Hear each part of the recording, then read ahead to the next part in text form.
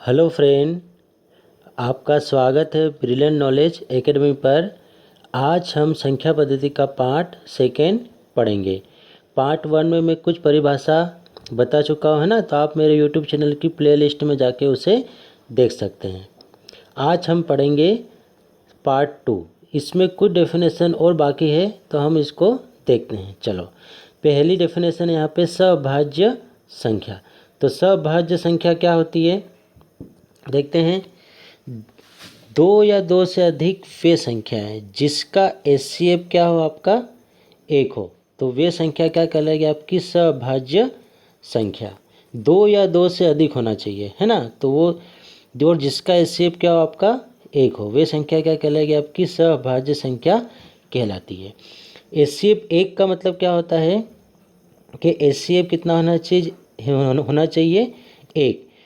तो जिसमें कॉमन नहीं निकलता हो उसका एचसीएफ एक होगा, और जिसका कॉमन निकल जाता हो उसका एचसीएफ एक कभी नहीं होगा। हो गया क्लियर।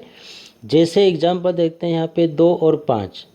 2 और 5 में कुछ कॉमन निकल सकता है क्या बाहर, मतलब, है ना। बाहर क्यों निकल सकता है क्या, तो आप बोलोगे 2 और 5 में ऐसा कोई भी कॉमन नहीं है जो बाहर निकल सकता है, ठीक है। तो इसका एचसीएफ कितना हो जाएगा, एक। इसका एचसीएफ होगा 4 और 9 का एचसीएफ एक होगा, हाँ, क्योंकि 4 और 9 में भी कोई भी संख्या बाहर नहीं निकलती, मतलब उभयनिष्ठ, है ना। उभयनिष्ठ मतलब वही कॉमन नहीं निकलता। हो गया क्लियर। 7, 8, 13। 7, 8, 13 में आप देखो क्या कुछ कॉमन निकल रहा है, तो आप बोलोगे कि नहीं निकल रहा है। तो इसका एचसीएफ भी क्या होगा, एक। जिसका एचसीएफ एक होगा वही क्या कहलाएगी, आपकी सभाज्य संख्या कहलाती है। हो गया क्लियर। अब यहाँ पे एक क्वेश्चन है कि इनमें से कौन सी संख्या सभाज्य संख्या है। ऑप्शन पहला देखो, इसमें से कुछ कॉमन ले सकते हो, हाँ। तो आप बोलोगे कि 37 यहाँ पे कॉमन आ जाएगा, तो यहाँ पे कितना बचेगा, 1 और 2 बचेगा।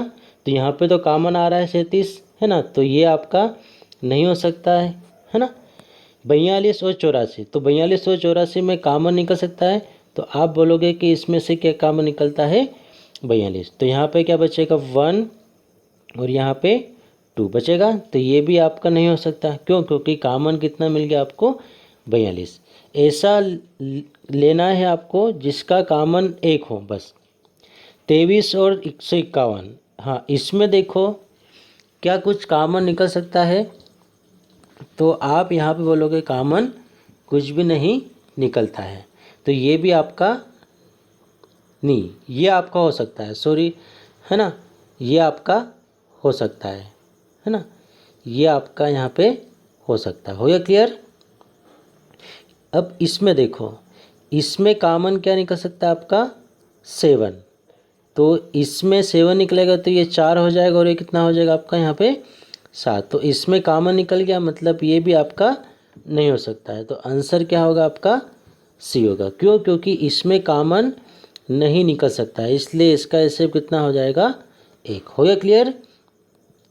ठीक है, समझ में आ गई डेफिनेशन कि जिसका एचसीएफ एक होगा वही आपकी क्या कहलाएगी, सभाज्य संख्या कहलाती है। हो गया क्लियर। चलो आगे बढ़ते हैं नेक्स्ट डेफिनेशन में। अब आती है द्विअभाज्य संख्या, ठीक है। तो ये क्या होती है कि अभाज्य संख्या के वे जोड़े जिनके बीच अंतर कितना होना चाहिए, 2, तो उसे हम क्या कहते हैं, द्विअभाज्य संख्या कहते हैं। हो गया क्लियर। मतलब दो संख्या के बीच यदि 2 का अंतर है तो वो संख्या क्या कहलाएगी, आपकी द्विअभाज्य संख्या। आप देखो 3 और 5 में कितने का अंतर है आपका, यहाँ पे 2 का, तो ये क्या कहलाएगी, आपकी द्विअभाज्य संख्या कहलाती है।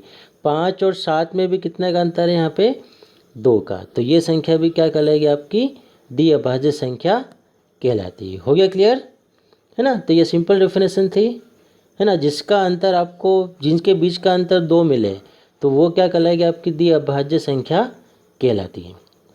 हो गया क्लियर।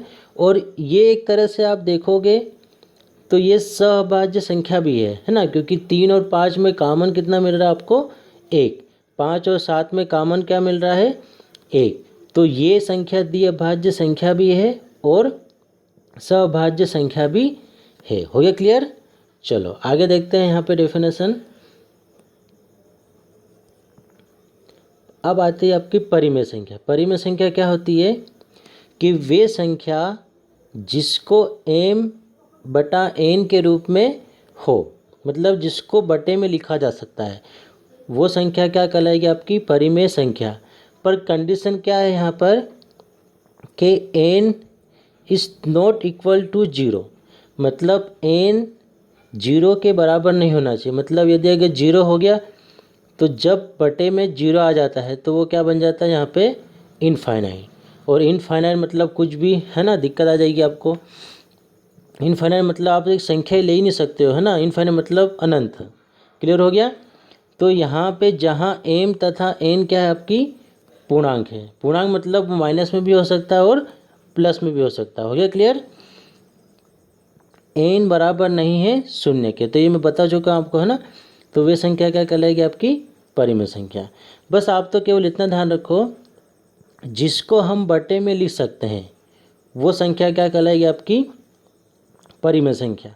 बस शर्त यह है कि नीचे आपका 0 नहीं होना चाहिए। यदि 0 हो गया तो परिमेय संख्या नहीं होगी। हो गया क्लियर। हाँ, अब देखो इसमें एग्जाम्पल 3/7 भी हो सकती है, 3 भी हो सकती है। हाँ, √25/16 हो सकती है क्या। तो आप बोलोगे हाँ, क्यों, क्योंकि जिसका वर्गमूल निकलता है तो वो संख्या क्या कहलाएगी आपकी परिमेय संख्या कहलाएगी। हो गया क्लियर। और जिसका वर्गमूल नहीं निकल सकता है तो वो कहलाएगी आपकी अपरिमेय संख्या। हो गया क्लियर, है ना। तो 25 का वर्गमूल निकलता है √25 का तो 5, और इसका कितना निकलता है आपका 36 का 6। तो ये बटे में आगे संख्या है ना, तो अंडर रूट में है, पर यदि उसका वर्गमूल निकल रहा है तो वो संख्या भी क्या कहलाएगी आपकी परिमेय संख्या कहलाएगी। हो गया क्लियर, आगे समझ में। चलो अब यहाँ पे देखो कि प्रत्येक पूर्ण संख्या क्या कहलाएगी एक परिमेय संख्या होती है। तो आपको कभी क्वेश्चन में आ जाता है कि प्रत्येक पूर्णांक संख्या क्या है, तो प्रत्येक पूर्णांक संख्या क्या होती है एक परिमेय संख्या होती है। हो गया क्लियर, है ना। ऐसे 2-3 ऑप्शन रहेंगे तो आप हो सकता है कि आपका एक ऑप्शन ये भी आ जाए और आपसे पूछ ले कि इनमें से सत्य कौन सा है। हो गया क्लियर। तो ये मैं क्वेश्चन में आपको बताऊंगा जब इसके मैं क्वेश्चन कराऊंगा। क्लियर हो गया। चलो आगे देखते हैं नेक्स्ट डेफिनेशन, अपरिमेय संख्या। अब अपरिमेय संख्या वे संख्या है जिसे भिन्न के रूप में व्यक्त नहीं कर सकते हैं। हो गया क्लियर।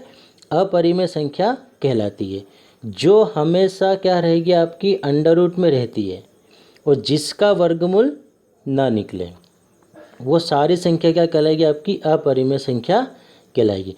पहले तो शर्त क्या है यहाँ पर कि अंडर रूट में होना चाहिए। तो ये देखो अंडर रूट में है, हाँ है। क्लियर हो गया। ये सारी संख्या क्या है आपकी अंडर रूट में। क्या इसका वर्गमूल निकलता है, नहीं। तो √5 का नहीं निकलता है, √15 का भी नहीं होता, √6 और √3 का भी नहीं होता है। हो गया क्लियर। यदि अगर मैं यहाँ पे लिखता 4 + √9 तो क्या ये परिमेय संख्या या अपरिमेय संख्या।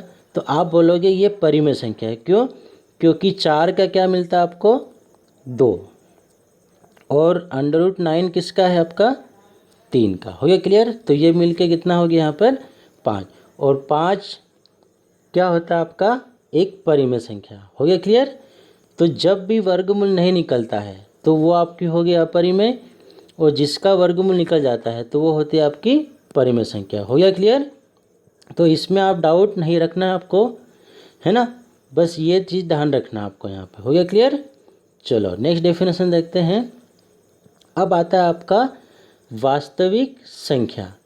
तो वास्तविक संख्या मतलब परिमेय संख्या और अपरिमेय संख्या के समूह को क्या कहते हैं वास्तविक संख्या।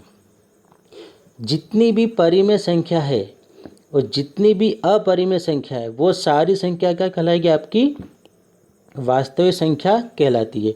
आप कोई भी एग्जाम्पल ले लो, है ना। तो सभी संख्या क्या कहलाएगी ये वास्तविक संख्या, भले प्लस में हो या फिर माइनस में हो या फिर अंडर रूट में हो गया क्लियर। तो ये सारे संख्या क्या कहलाएगी, आपकी वास्तविक संख्या कहलाती है। हो गया क्लियर। चलो आगे बढ़ते हैं हम नेक्स्ट डेफिनेशन पर। अब अवास्तविक संख्या या फिर क्या बोलोगे, काल्पनिक संख्या, ठीक है। तो वे संख्या जो वास्तविक नहीं है वो संख्या क्या कहलाएगी, आपकी अवास्तविक संख्या कहलाती है। मतलब अंडर रूट में -9, मतलब जब आप अंडर रूट लिखते हो और यदि माइनस में कुछ लिखते हो यहाँ पे, तो वो सारी संख्या क्या कहलाएगी आपकी, सॉरी यहाँ पे 3 लिख लो ना, तो वो सारी संख्या क्या कहलाएगी, आपकी अवास्तविक संख्या कहलाती है ना। तो अंदर आपका माइनस में नहीं होना चाहिए, यदि माइनस में है 4 भी है तो भी वो क्या कहलाएगी, आपकी अवास्तविक संख्या कहलाएगी, है ना। क्योंकि आपको √4 का पता है, -4 का आपको नहीं पता है, ठीक है।